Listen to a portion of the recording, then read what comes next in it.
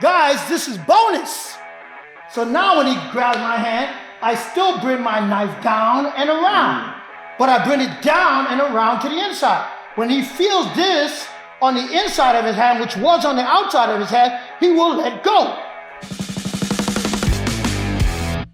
Guys, pay attention. Professor David here, I got another video for you today. Pay attention. Someone asked me a question. Does Arnis really work on the street? Does Arnis work on the street? I said to him, it all depends. What drills you're practicing and how you're practicing. A lot of Arnis do not transfer to empty hand well. It transfers to edge weapons well, but not to empty hand well. So you got to practice the right drills. So when you see Arnis practitioners, moving with the Sinawalis and moving with the Sinawalis and doing all of their movements like over there, bam, bam, bam, bam, there, okay. And you look at it, it looks pretty sure. And then you say, yeah, well, do practice in the street. Well, the name of our system is V Arnis Jitsu. And everything that V Arnis Jitsu does is reality-based street self-defense. We don't practice anything that don't have value. So Kenny, come on in here. So, you have the figure eight drill. And you have the alternating figure eights drill. And we always have what you call down and around drill, where it's a different motion. Now I'm moving the sticks down. Figure eight, I'm hitting with the tip of the stick. Down and around, I'm hitting with the whole body of the stick. And that's a nice drill, okay? But you see, that's one of the drills we practice that have true value on the street. Why? Because my hand motion will move the same way. Same way I'm moving the stick, I'm moving the hand. So if the person wants to strike, I would strike this way in the face and bring the same hand back. And this motion that I'm coming like this back, if you move the other hand to strike me, I don't stop. It becomes a block, and the other hand now starts to work. And I could just keep switching my hands. So that motion has good value.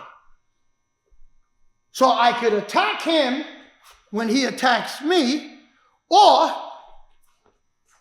even if he don't attack me, boom, I can attack him first, bam, attack again, because I hit on the other side. That gives me, so let me slow that up for you.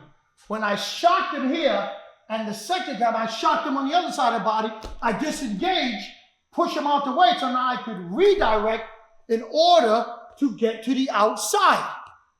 And when I get to the outside of him, I could work from the outside, or as I redirect, I could work from the inside with the hand that I redirected to, and then move my body and go to the outside. So it has value.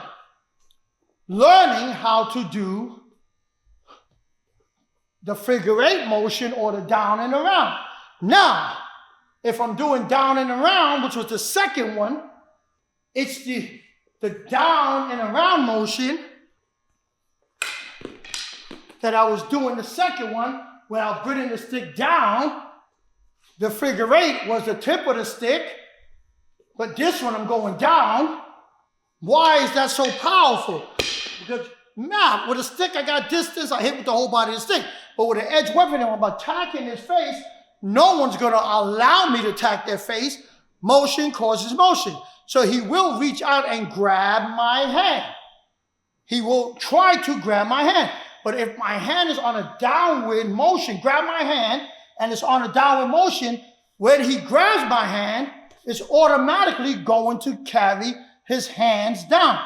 If he grabbed me with two hands. If he grabbed me with one hand, he's still going to carry the hand down. Nobody's going to see a knife come into their face and trust one hand, so they're going to do it with two. Now, I don't pull back because I train in the down and around, down and around, down and around, down and around. When he grabbed my hand, it goes down, which leaves the face open to attack. And now I can break this man down and now I'm free to use my edge weapon any opening that I have. So when I go down, face is there, elbow is there, throat is there, kneecap is there, arm is there, all to break the man down. Now, once again, he has, watch this carefully. Guys, this is bonus. So now when he grabs my hand, I still bring my knife down and around, but I bring it down and around to the inside. When he feels this on the inside of his hand, which was on the outside of his hand, he will let go. And now when he let go and out of where he shot, now I could attack the face. I still got the floating hand right in front of me, and now I could use my edge weapon. So just learning that simple down and around or figure eight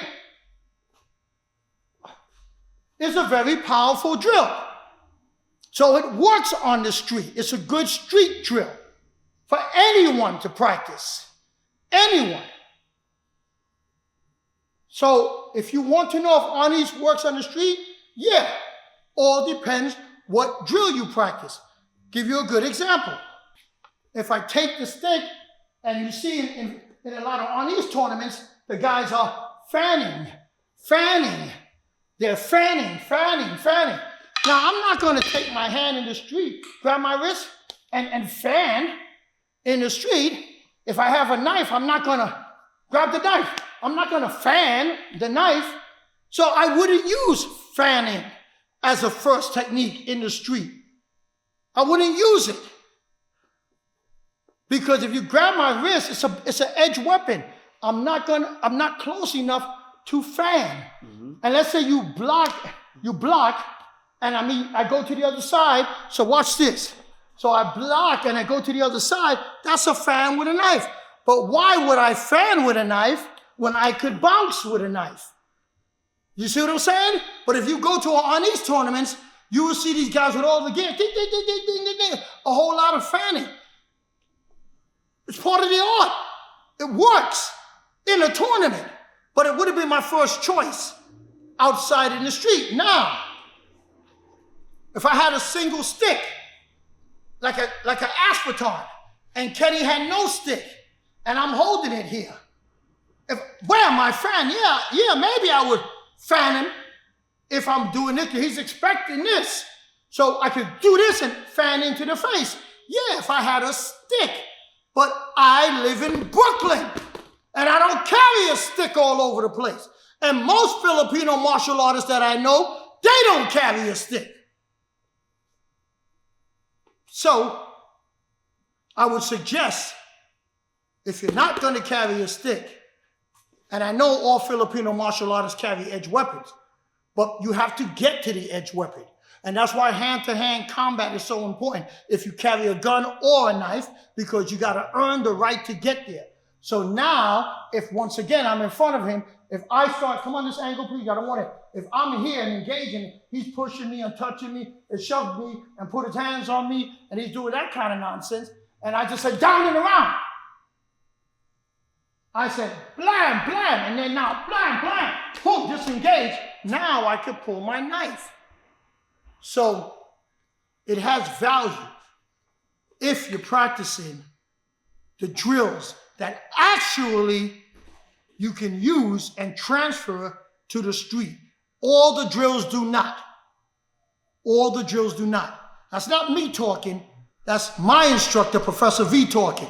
That's why in V, he uses a certain amount of drills of the Filipino system and not all of them. Some of them are for training, not all of them are for the street. So I'm just passing that information to you guys. So to answer the question, yes, Filipino martial arts and Arnis do work on the street. And guys, if this video had any value, if you found any value in this video, guys, please drop us a comment right now and let us know what you felt about it. Don't forget to like, comment, and subscribe. And make sure you share this video, guys. Share this video with as many people as you know, martial artists and non-martial artists. We'll see you in the next one. Peace.